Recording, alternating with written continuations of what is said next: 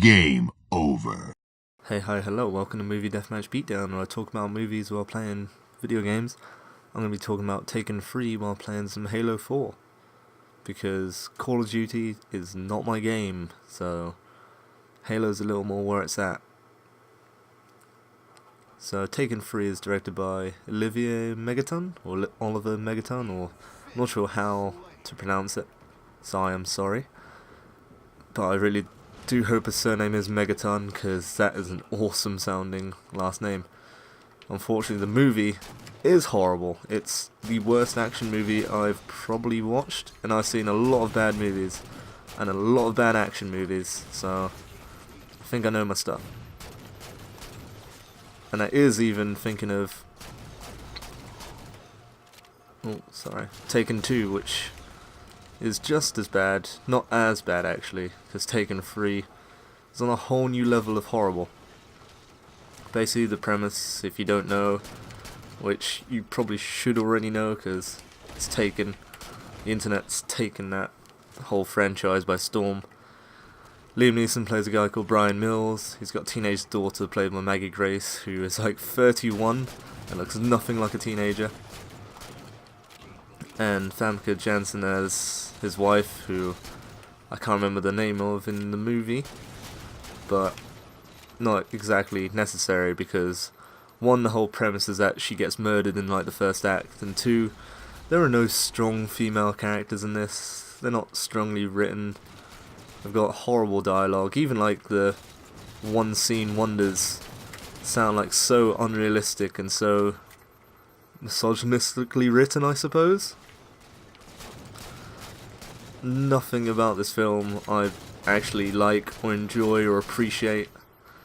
It's truly, truly horrible. And I'll be talking about different bits and pieces as I go along. So in this one, yes, his wife gets murdered, he's framed for the murder, and he has to prove that he's innocent and find the right guy, all while being chased by Forrest Whitaker, who is really phoning it in, essentially playing Tommy Lee Jones from The Fugitive, but not as proactive, and with random character traits which are never followed up on. And there's a lot of things not being followed up on. The whole plot's supposed to involve Russians and such, but we forget about that like immediately after they're introduced, which is the first scene. So we forget about the Russians. They don't come back for like another half an hour to an hour. And we follow the most awkward, slowest first act ever. And which shows that, yes, the IMAX format's totally being used right for this. Because yes, I saw this in the IMAX, and it was horrible. It's the worst action movie experience on the IMAX I've seen, and I've seen the fourth Transformers movie on it. I've got points about that, I'll talk about that a different day. But Taken Free spends like the first half an hour with just weird advice that Liam Neeson gives his daughter who's pregnant, and there's like a lot of slow, just boring dialogue, nothing interesting about it at all. Then when we actually get into some action, it's the worst filmed and edited action I've ever seen. Like, I don't think that like most of you know about movie editing and action editing, but basically if you want to know about it, watch Taken Free and then know that you have to do everything the opposite of what they do there. Because there's no establishment of space. We have no idea where anyone else is in relation to other people in this. It's cut like a cut every second, so you don't even know what's going on. And it's even worse that it's rated 12A, so there's no blood or violence that you can really show. So most of it's implied, and most of it's done by close-up because Liam Neeson is not an action hero. I'm sorry. Sure, he Qui-Gon Jinn, and he's done some other stuff that's a bit actiony, but come on, guys, really? Oh dear. But yeah, and every single shot, you don't know what's going on, and It breaks the 180-degree rule, so you have no idea what side of what corridor either person is. You don't know where they are in the same building. You're in a supermarket at one point, and you don't know what aisle they're in. They could be in the same aisle or on different sides of the shop. I don't know. It's just so unclear and so all over the place. And there's like cityscape shots which are shot and edited like it was some 15-year-old's Halo Call of Duty montage video. Yes, I know I'm playing video games while playing it.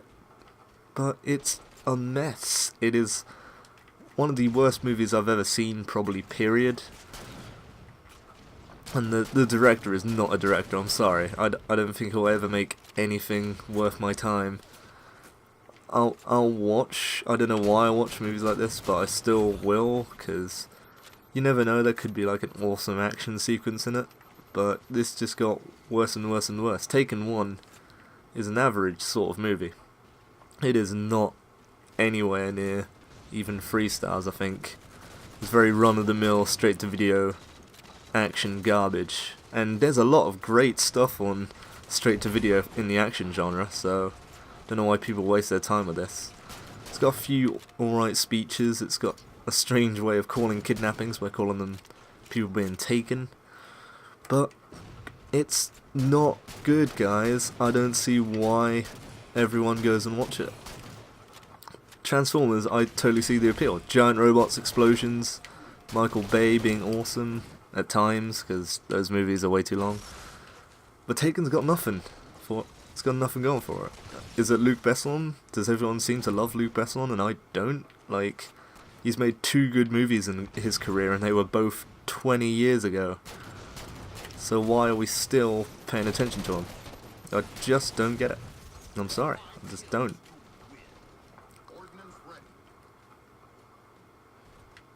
So yeah, I mean, yeah, Taken 3, half a star. Same with Taken 2, which I saw the day before, because I've never seen it before, so I saw it to get primed for this, ready to watch it in the IMAX, and it was the worst thing I've ever seen until I saw Taken 3, which was just so incomprehensible. It had twists in writing that you already know is going to happen. I mean, if you're going to cast Dougray Scott, the villain from my personal favourite Mission Impossible movie, you know he's the bad guy. I don't care. I'm going to spoil the entire movie for you. It's a horrid piece of garbage. That's one of the worst movies I've ever seen. And I played a really good game of Halo 4 while talking about it. I could go on for like an hour. I could go on for days dissecting how bad this movie is. And I know that loads of you are going to see it, and that just makes me even more confused and annoyed, but you're entitled to your own opinions, even though I can say that objectively, Taken 3 is a bad film, maybe one of the worst films ever made, definitely one of the worst put together films ever made, but hey, if you don't want to watch Foxcatcher, if you don't want to watch Whiplash, if you don't want to watch Birdman, if you don't want to watch any Oscar-worthy performance in like the next few weeks, then fine, go watch Taken 3 in the IMAX. I really don't care for you if you do want to do that, and you're not doing it ironically. You legit want to watch it. I'm sorry, but what? Okay, that's the end of this episode. I will catch you next time. Hopefully be a lot happier because I've been talking about Foxcatcher.